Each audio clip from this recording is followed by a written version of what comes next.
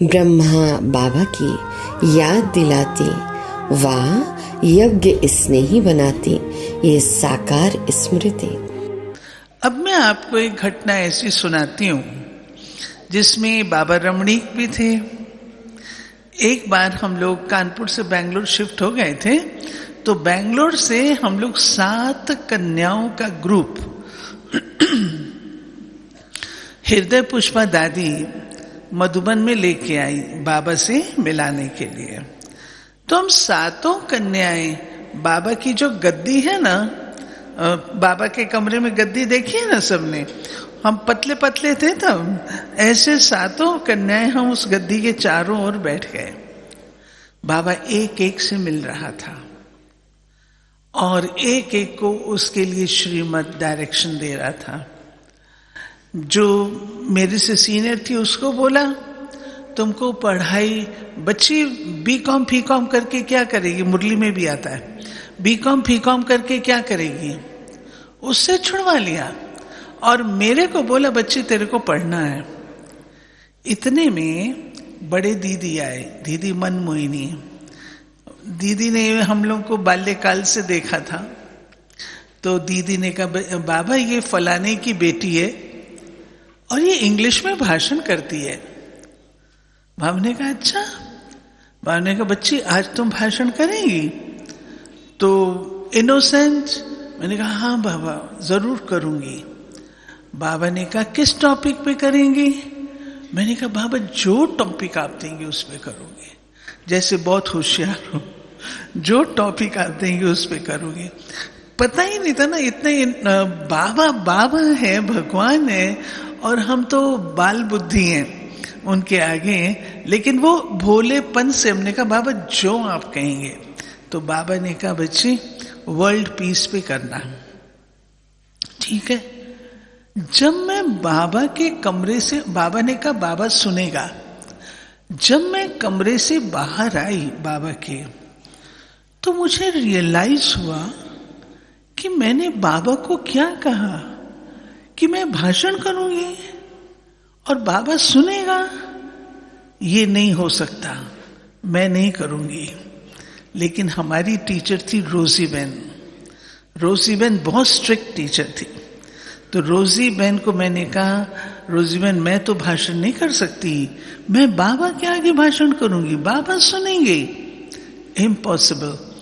वो भी बहुत सख्त थी। उन्होंने कहा नथिंग डूइंग, आपने बाबा को बोला है मैंने करना है, अब आपको करना ही पड़ेगा। अब मुझे पता था अब मेरा कोई ऑल्टरनेटिव नहीं है, तो मैं चुप करके, शाम का टाइम था, तैयारी शुरू कर दी। शाम का टाइम आया, रात्रि क्लास का, हिस्ट्री हॉल में क्लास होता था। तो मैं बड़े प्रेम से, 2 गद्दी होती थी, मम्मा की बाबा की, और बीच में होती थी बच्चों के लिए। तो मैं उस पर बैठ करके अपना भाषण कर लिया। अंदर में मैं बहुत खुश, अच्छा बाबा नहीं आया, अच्छा हुआ बाबा नहीं आया, बाबा क्या कैसे बोलती।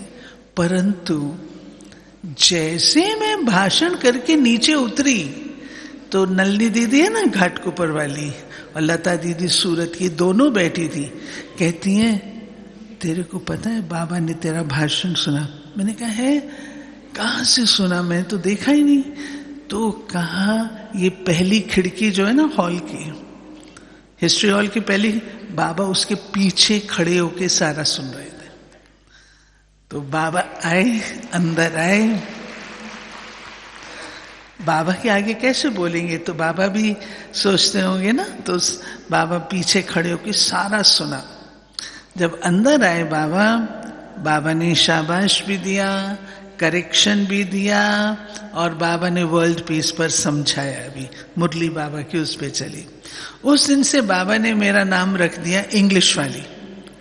इंग्लिश वाली, वो कहाँ है, वो कहाँ है इंग्लिश वाली, वो मद्रास की सिस्टर्स का जोड़ा कहाँ है। तो बहुत अच्छा लगता था। बाबा के साथ हमने खेला भी।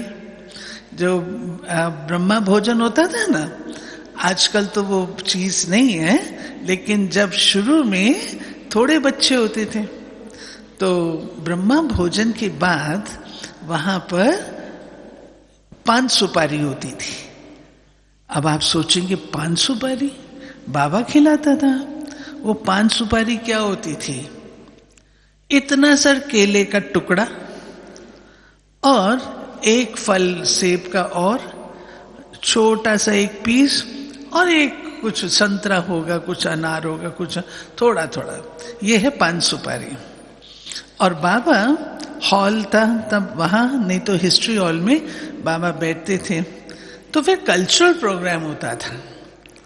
कल्चरल में बाबा खेलते भी थे, कविता भी कोई गाते थे। हम लोग बचपन से कविताएं जो बाबा की बनाई हुई हैं वो हम लोग गाते थे पब्लिक में। सुनेंगे आप लोग कविता बाबा की? वो मेरे को अभी तक याद है, जो बचपन में सीखी।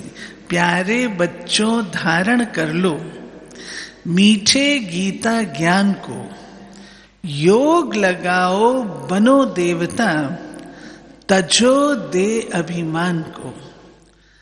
तुम सच्चे शिववंशी फिर ब्रह्मा की संतान हो, क्यों न सपूत बनो तब जिससे जग में नित गुणगान हो। एक बात मैं तुम्हें बताता बाद में, बनकर रहो योगी पवित्र निरंतर शिव बाबा की याद में। तुम शांति दो